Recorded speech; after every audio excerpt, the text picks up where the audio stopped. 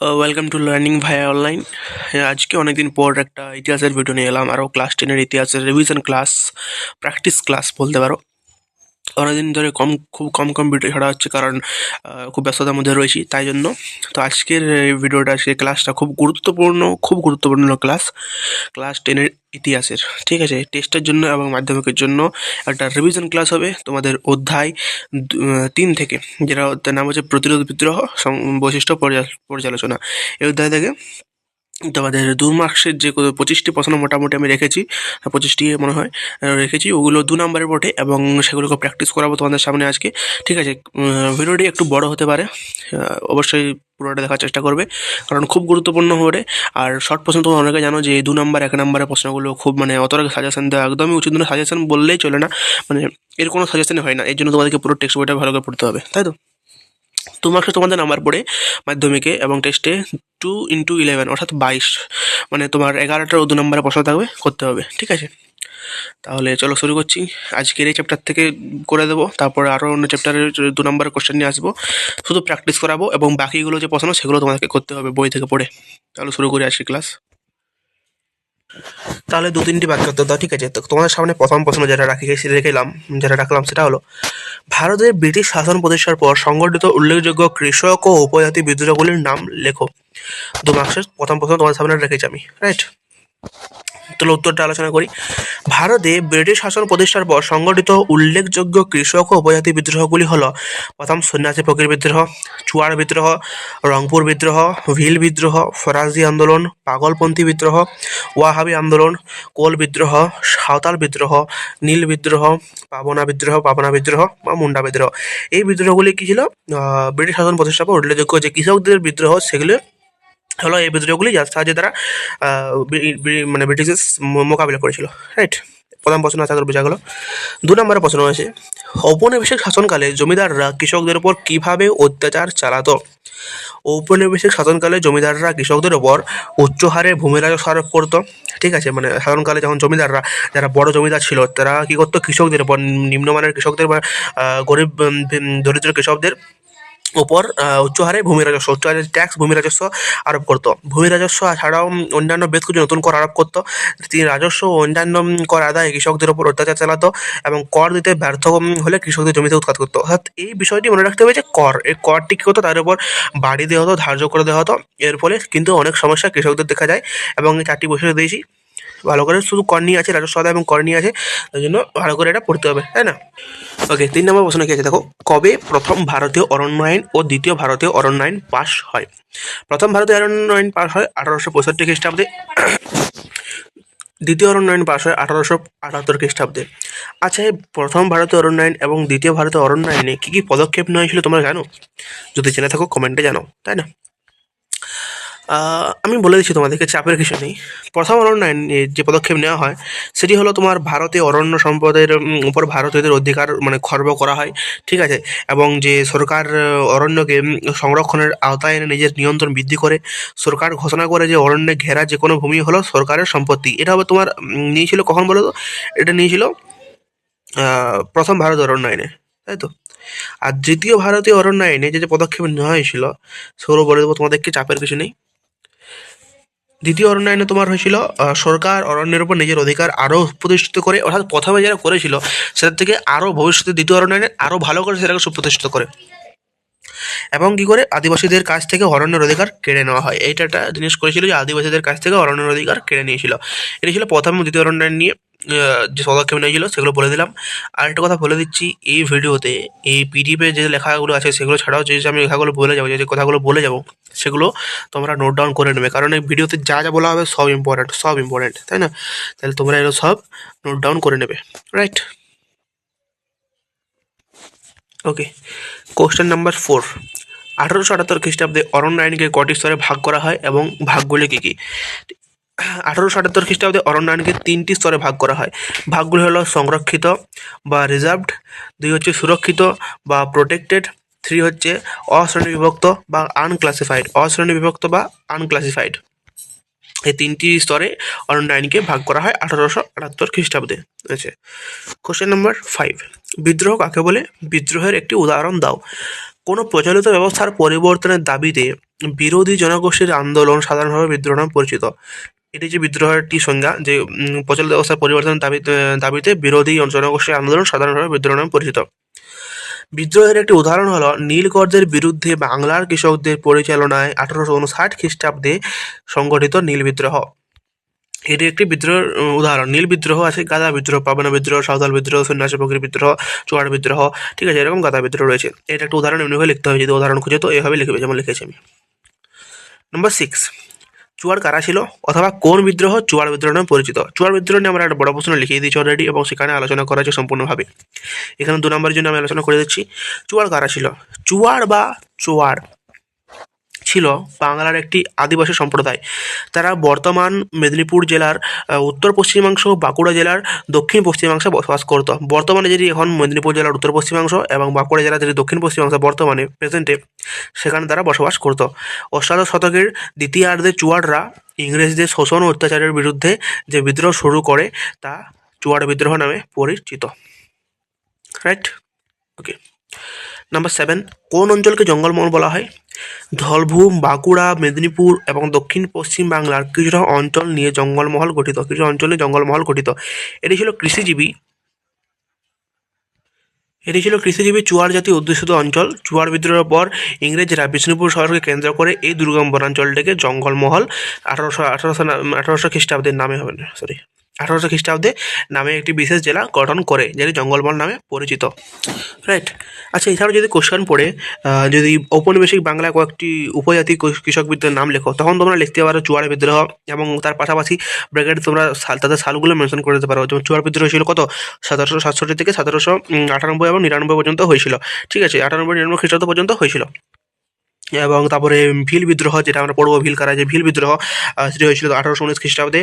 এবং কোল বিদ্রোহ আছে, সাঁওতাল বিদ্রোহ আছে, মুন্ডা বিদ্রোহ আছে, এগুলো তোমরা যদি পড়ে লিখে দিতে পারো। প্রশ্নটা কি বললাম? ঔপনিবেশিক বাংলায় কয়েকটি উপজাতি কৃষক বিদ্রোহের নাম, এগুলি পড়ে লিখে দিতে পারো।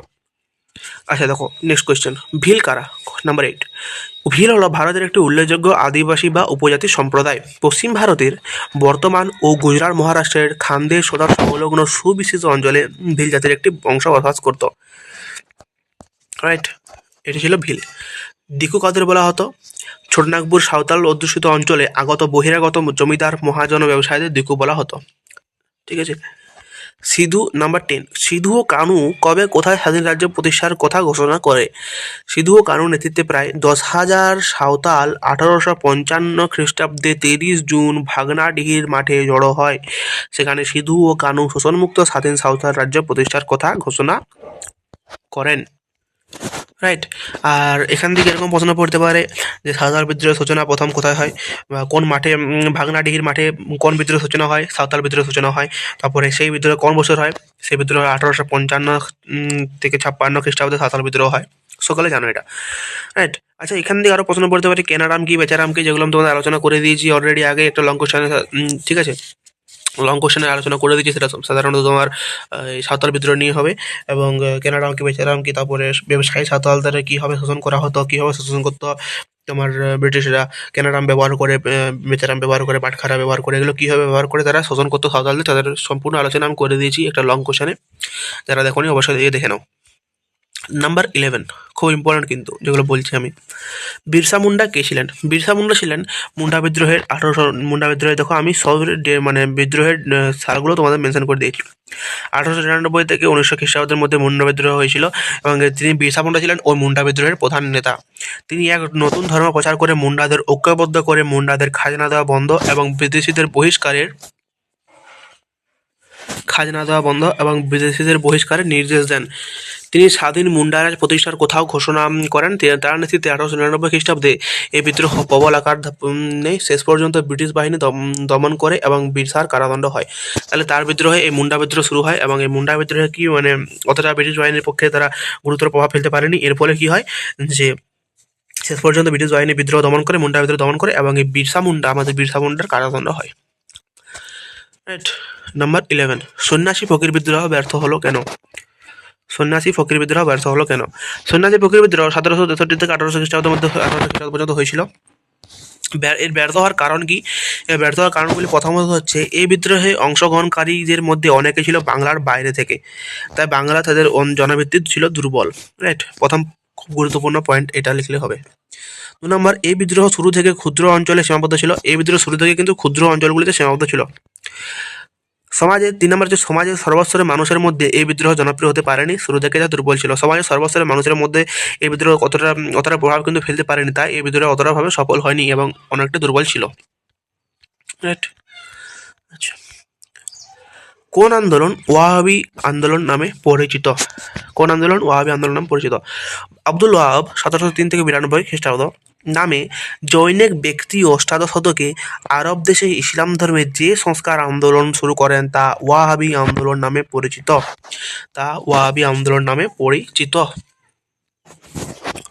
নাম্বার 13, তিতুমির কে ছিলেন? তিতুমির ছিলেন বাংলার ওয়াহাবি আন্দোলনের প্রধান নেতা। তিনি দরিদ্র ও নির্যাতিত মুসলিমদের নিয়ে অত্যাচারী জমিদার মহাজন নীলকর সাহেবদের বিরুদ্ধে আন্দোলন করেন এবং বারাসাত বসিরহাটের বিস্তীর্ণ অঞ্চলে ব্রিটিশ শাসনের অবসান ঘোষণা করেন এবং শেষ পর্যন্ত ব্রিটিশ বাহিনীর বিরুদ্ধে যুদ্ধে তিনি নিহত হন। তিতুমিরের আসল নাম কি ছিল? ঠিক আছে, সেটা তোমরা যদি জেনে থাকো কমেন্টে জানাও। তিতুমির আসল নাম হলো মীর নিসার আলী। কোশ্চেন নাম্বার 14, কোন ঘটনা বারাসাত বিদ্রোহ নামে পরিচিত? ওয়াহাবি আন্দোলনের নেতা তিতুমির বারাসাত বসিরহাটের বিস্তীর্ণ অঞ্চলে ব্রিটিশ শাসনের অবসান ঘোষণা করেন। তিনি নিজেকে বাদশাহ ঘোষণা করেন এবং মঈনুদ্দিনকে প্রধানমন্ত্রী এবং গোলাম মাসুমকে সেনাপতি নিয়োগ করেন। তিনি নারকেলবেড়িয়া গ্রামের বাঁশের কেল্লা তৈরি করে তার দপ্তর প্রতিষ্ঠা করেন এবং বিভিন্ন স্থানে জমিদারদের কাছে কর দাবি করেন। এই ঘটনা বারাসাত বিদ্রোহ নামে পরিচিত। তাহলে যদি প্রশ্ন পড়ে যে তিতুমির বা মীর নিসার আলীর প্রধানমন্ত্রী কে ছিলেন? মঈনুদ্দিন। আর সেনাপতি কে ছিলেন? গোলাম মাসুম। আর তার নিজেকে তিনি কি নামে ঘোষণা করেছিলেন? বাদশাহ। রাইট। নাম্বার 15, পাগলপন্থী কাদের বলা হয়? 19 শতকের প্রথমার্ধে ফকির করিম শাহ বা চাঁদ গাজী ময়মনসিংহ জেলার সুসঙ্গপুর শেরপুর অঞ্চলে গারোদের মধ্যে এক নতুন ধর্মমত প্রচার করেন। এই ধর্মের অনুরাগীরা পাগলপন্থী নামে পরিচিত। গারো পাহাড়ের নিচে তোমরা পাবে ক্লাস 12-এ যখন পড়বে, গারো পাহাড়ের নিচে একটি আছে। আর যদি প্রশ্নটা পড়ে কোন ঘটনা বারাসাত বিদ্রোহ নামে পরিচিত, এর অথবা একটা কোশ্চেন পড়তে পারে যে তিতুমিরের স্বাধীন সরকার প্রতিষ্ঠা সম্পর্কে কি জানো? তিতুমিরের স্বাধীন সরকার প্রতিষ্ঠা সম্পর্কে কি জানো? এই প্রশ্নটা পড়লে এই উত্তরটা হবে, সেম উত্তর হবে। রাইট। নাম্বার 16, বালাকোটের যুদ্ধ কবে কাদের মধ্যে হয়েছিল? এই যুদ্ধের কি পরিণতি হয়? 1831 খ্রিস্টাব্দে পাঞ্জাবের শিখ জাতি ওয়াহাবি আন্দোলনের নেতা ওয়াহাবি আন্দোলনের নেতা কে ছিলেন? সৈয়দ আহমেদ মধ্যে বালাকোটের যুদ্ধ হয়েছিল। তার কার মধ্যে হয়েছিল? পাঞ্জাবের শিখ জাতি এবং ওয়াহাবি আন্দোলনের নেতা সৈয়দ আহমেদের মধ্যে বালাকোটের যুদ্ধ হয়েছিল। বালাকোটের যুদ্ধে সৈয়দ আহমেদ পরাজিত হন এবং নিহত হন। ভিডিওটা একটু বড় হবে, তোমরা টোটালটা দেখবে। নাম্বার 17, দুদু মিয়া স্মরণীয় কেন? দুদু মিয়া, এখানে স্পেলিংটা ভুল আছে, এটা হবে দয়রস্যু। দুদু মিয়া নানা কারণে স্মরণীয়। তিনি ছিলেন বাংলার ফরাজি আন্দোলনের প্রধান প্রবর্তক, শরীয়তুল্লাহর পুত্র এবং ফরাজি আন্দোলনের নেতা। তার নেতৃত্বে 19 শতকে ফরাজি আন্দোলন ধর্মীয়, সামাজিক, অর্থনৈতিক আন্দোলনের রূপ নেয়। তাহলে শরীয়তুল্লাহর পুত্র ছিলেন দুদু মিয়া এবং এই ফরাজি আন্দোলনের নেতাও ছিলেন দুদু মিয়া। ইম্পর্টেন্ট, এগুলো মনে রাখতে হবে। আচ্ছা, নাম্বার 18, ফরাজি আন্দোলনে কি ধর্মীয় পুনর্জাগরণের আন্দোলন? মানে ফরাজি আন্দোলন কি ধর্মীয় পুনর্জাগরণের আন্দোলন ছিল? বাংলা ইসলামের শুদ্ধিকরণের উদ্দেশ্যে নিয়ে শুরু হওয়া ফরাজি আন্দোলন মুসলিমদের সর্বাধিক অংশগ্রহণ লক্ষ্য করা যায়, তাই একে মুসলিমদের ধর্মীয় পুনর্জাগরণের আন্দোলন বলে উল্লেখ করা যেতে পারে। এই ফরাজি আন্দোলনে কিন্তু হিন্দুদের থেকে মুসলিমদের বেশি অংশগ্রহণ লক্ষ্য করা যায়, তাই একে মুসলিমদের ধর্মীয় পুনর্জাগরণের আন্দোলন বলা যেতে পারে। তবে আন্দোলন জমিদার নীলকর ও ইংরেজদের বিরোধিতার বিষয়টি আন্দোলনের রাজনৈতিক রূপটিকে স্পষ্ট করে তোলে। আচ্ছা, ফরাজি আন্দোলন, এটা ইম্পর্টেন্ট। ফরাজি আন্দোলন কি? ইসলাম ধর্ম সংস্কারের উদ্দেশ্যে হাজী শরীয়তুল্লাহের নেতৃত্বে 19 শতকে বাংলায় যে আন্দোলন গড়ে ওঠে তা ফরাজি আন্দোলন নামে পরিচিত। নাম্বার 20, দাদন কি? দাদন কি? কোনো মহাজন বা ধনী ব্যক্তি যে প্রথার মাধ্যমে অগ্রিম অর্থ প্রদানের দ্বারা কোনো অধস্তন দরিদ্র কৃষক বা শ্রমিকদের উৎপাদন তার কাছে বিক্রয় করতে বাধ্য করে তাকে দাদন বলে। রাইট। আচ্ছা, এটা বলে দিই একটা যে ফরাজি ও ওয়াহাবি কথার অর্থ কি। ফরাজি কথার অর্থ হলো ইসলাম নির্ধারিত বাধ্যতামূলক কর্তব্য বা আল্লাহর আদেশ বা আল্লাহর আদেশ, এটি হচ্ছে ফরাজির। ঠিক আছে। আর ওয়াহাবি আন্দোলনের কি বলে তোমার কথার অর্থ কি? ওয়াহাবি কথার অর্থ হলো কি নবজাগরণ, নবজাগরণ। রাইট। আচ্ছা, এছাড়াও তোমাদের যেটা বলেছিলাম পাগলপন্থী কাদের বলা হতো, এটাও পড়তে পারে। পাগলপন্থী বিদ্রোহের কারণগুলি কি ছিল? পাগলপন্থী বিদ্রোহের কারণ ছিল এই প্রথমত যেটা বললাম, সেই ময়মোহন সিংহ জেলার গারদের উপর রাজস্ব বৃদ্ধি করা হতো। কোম্পানি কর্তৃক ব্রহ্ম যুদ্ধের ব্যয়ের অর্থ আদায়ের জন্য গারদের উপর করের বোঝা বৃদ্ধি করা হতো। জমিদারদের শোষণ অত্যাচার প্রভৃতি করা হতো, এগুলো কারণ ছিল। কোশ্চেন নাম্বার 21, নীলকররা নীল চাষিদের উপর কীভাবে অত্যাচার করতো তা সংক্ষেপে আলোচনা করো। যেটা আগে বললাম, কিছুক্ষণ আগে বললাম, নীলকররা চাষিদের উপর নানা ধরনের অত্যাচার করতো। প্রথমত তারা চাষিদের অন্যান্য শস্যের পরিবর্তে নীল চাষে বাধ্য করতো। এটা তোমাদের বড় প্রশ্ন করেছি, তারা দেখে নিবে। নীল চাষি রাজি না হলে চাষিদের উপর সীমাহীন অত্যাচার শুরু করতো। তারপরে চাষিকে নয়, চাষিকে, এটা চাষিকে হবে, অনেক বানানো ভুল আছে মনে হয়। চাষিকে হত্যা, বেঁধে রাখা, প্রহার করা, বাড়িতে আগুন লাগানো, গরু বাছুর ছিনিয়ে নেওয়া, স্ত্রী কন্যাকে লাঞ্ছনা প্রভৃতি শাস্তি দেওয়া হতো। এগুলি করে মানে ব্রিটিশ সরকার নীলকররা নীল চাষিদের উপর অত্যাচার করতো। রাইট। এখান থেকে আরেকটা গুরুত্বপূর্ণ প্রশ্ন হতে পারে যে এলাকা চাষ বা নিজ আবাদি চাষ বলতে কি বোঝো, নোট করতে পারো। নীলকররা জমিদারের কাছ থেকে জমি কিনে বা ভাড়া দিয়ে তাতে ভাড়াটিয়া চাষিদের দিয়ে নীল চাষ করাতো। এই পদ্ধতি এলাকা চাষ বা নিজ আবাদি চাষ নামে পরিচিত। রাইট। আচ্ছা, নাম্বার 22, নীলদর্পণ নাটক কে রচনা করেন? কে এটি ইংরেজিতে অনুবাদ করেন? এটি খুব গুরুত্বপূর্ণ এবং অনেক কনফিউজিং, অনেকের কাছে এটা কনফিউজ থাকে, অনেকে ভুলভাল উত্তর করে চলে আসে, আমি দেখেছি। প্রথমত জেনে নাও, নীল দর্পণ নাটক রচনা করেন আমাদের দীনবন্ধু মিত্র। তিনি খ্যাতনামা ঔপন্যাসিক ও নাট্যকার আমাদের দীনবন্ধু মিত্র নীল দর্পণ রচনা করেন এবং এটিকে ইংরেজিতে অনুবাদ করেন, ইংরেজিতে ট্রান্সলেট করেন, অনুবাদ করেন কি মাইকেল মধুসূদন দত্ত। ইনি ছিলেন এই নীল দর্পণ নাটককে ইংরেজিতে অনুবাদ করেছিলেন। ডাউট ক্লিয়ার করে নাও, এখানে উত্তর দেখে নাও। ওকে, নাম্বার 23, নীলবিদ্রোহ খ্রিস্টান মিশনারিদের ভূমিকা কিরূপ ছিল? নীলবিদ্রোহে খ্রিস্টান মিশনারিদের ভূমিকা কিরূপ ছিল? দেখো, আমি যে একটা দুটো তিনটে পয়েন্ট দিচ্ছি, এগুলো তোমরা দু নম্বরের জন্য 2টা পয়েন্ট লিখলে যথেষ্ট হয়ে যাবে, আর যেগুলো ছোটো আছে সেগুলো তোমরা তিনটে লিখতে পারো। ওকে, বাংলার উত্তর দেখো, বাংলার সংগঠিত নীলবিদ্রোহ ইউরোপ থেকে ভারতে আগত খ্রিস্টান মিশনারিদের বিশেষ ভূমিকা ছিল। এই বিদ্রোহের সময় তারা নীল চাষীদের প্রতি সমর্থন ও সহানুভূতি জানায়। ঠিক আছে। নাম্বার 2, তারা নীলকর সাহেবদের অত্যাচার ও শোষণের চিত্র স্থানীয় সংবাদপত্রগুলিতে তুলে ধরে। ঠিক আছে। নাম্বার 3, তারা উপলব্ধি করে যে নীল চাষীদের দুর্দশা দূর করার জন্য তাদের মধ্যে খ্রিস্টান শিক্ষা বা গণশিক্ষার প্রসার ঘটানো প্রয়োজন। প্রসঙ্গত উল্লেখ্য মিশনারি জেমস লং এনারও নীল দর্পণের গুরুত্বপূর্ণ ভূমিকা ছিল। নীলকরদের তীব্র সমালোচক ছিলেন। ঠিক আছে। তারা মনে করে যে এরা মানে নির্বোধ ছিল বলে এদের প্রতি বিশেষ করে অত্যাচার চালানো হতো, তাই তারা এদেরকে খ্রিস্টান শিক্ষা দান করতে চেয়েছিল এবং জেমস লং এই নীলকরদের প্রতি তীব্র সমালোচক ছিলেন। নাম্বার 24, কারা কি উদ্দেশ্যে দি পাবনা রায়ত লীগ গঠন করে? পাবনা জেলায় অত্যাচারিত কৃষকরা দি পাবনা রায়ত লীগ গঠন করে। দি পাবনা রায়ত লীগ গঠন করার উদ্দেশ্য ছিল নাম্বার 1, কৃষকদের বিরুদ্ধে দায়ের করা মিথ্যা মামলাগুলি চালানো এবং নাম্বার 2, জমিদারকে বেআইনি খাজনা দান বন্ধ করার জন্য পদক্ষেপ গ্রহণ করা। এ কারণে দি পাবনা রায়ত লীগ গঠন করা হয়। তিন কাঠিয়া প্রথা বলতে কি বোঝো? নাম্বার 25, লাস্ট কোশ্চেন আমাদের। নীলকর সাহেবরা বিহারের চম্পারণ জেলার কৃষকদের প্রতি বিঘা জমি 23 অংশে অর্থাৎ 3 কাঠায় নীল চাষ করতে বাধ্য করত। প্রতি বিঘায় 3 কাঠা জমিতে বাধ্যতামূলক এই চাষের প্রথা 3 কাঠিয়া প্রথা নামে পরিচিত। প্রতি বিঘায় 3 কাঠা জমিতে বাধ্যতামূলক এই চাষের কথা 3 কাঠিয়া প্রথা নামে পরিচিত। এছাড়াও একটা প্রশ্ন তোমাদের জন্য হতে পারে যে কোন কোন পত্রিকায় নীল চাষীদের ওপর নীলকরদের অত্যাচারের কাহিনী প্রকাশিত হয়? প্রথমত হিন্দু পেট্রিয়ট পত্রিকা, যেটি আমাদের সম্পাদক ছিলেন হরিশ্চন্দ্র মুখোপাধ্যায়। তারপর সমাচার চন্দ্রিকা, সমাচার দর্পণ, তত্ত্ববোধিনী প্রভৃতি পত্রিকা নীলকর সাহেবদের অত্যাচার ঘটনা ধারাবাহিকভাবে প্রকাশিত করা হতো। এই কোশ্চেনগুলো যেগুলো বললাম এবং যেগুলো বলে এলাম সেগুলো ছিল ইম্পর্ট্যান্ট। এছাড়া আরও অনেক প্রশ্ন রয়েছে যেগুলো ইম্পর্ট্যান্ট, সেগুলো আমি তোমাদের প্র্যাকটিস করে দিলাম। এর বাইরে যে প্রশ্ন পড়তে হবে এবং যে প্রশ্ন রয়েছে সেগুলো তোমরা টেক্সট বইটা ভালো করে পড়লে কিন্তু পেয়ে যাবে। ঠিক আছে, কারণ তোমরা সকলে জানো যে ইতিহাসের কীরকম প্রশ্ন আসছে বিগত বছর কয়েক বছর থেকে। অনেক বাইরে থেকে প্রশ্ন বা অনেক অজানা আননোন প্রশ্ন চলে আসে, যেগুলো পাচ্ছ না। তাই বলছি পুরো টেক্সট বুকটা ভালো করে পড়ো।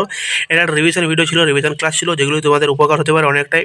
যেটা আমি রিভিশন করে দিলাম, ঝালিয়ে দিলাম তোমাদেরকে আরেকবার। ভালো করে পড়ো, এবং বাইরে তোমাদের যদি কোনো প্রশ্ন আর থেকে থাকে যে স্যার এই প্রশ্নটা পাচ্ছি না, এই প্রশ্নটা কী হবে, তখন তোমরা আমাকে জিজ্ঞেস করতে পারো, আমি কমেন্টে উত্তর দেওয়ার চেষ্টা করিব। ভালোভাবে প্র্যাকটিস করবে, তোমাদের পরীক্ষা খুব সামনে এসছে এবং আমি জানি তোমরা সকলে ভালো রেজাল্ট করে ভালো নম্বরে পাস করবে। Because practice makes a man perfect, সবসময় কথাটা মাথায় রাখবে এবং ভালো করে প্র্যাকটিস করবে, নিজেদের বাবা মায়ের মুখ চেয়ে ভালোভাবে প্র্যাকটিস করে যাবে। Thank you so much. আজকের ক্লাস এখানে শেষ করলাম, দেখা হচ্ছে নতুন কোনো ক্লাস নিয়ে।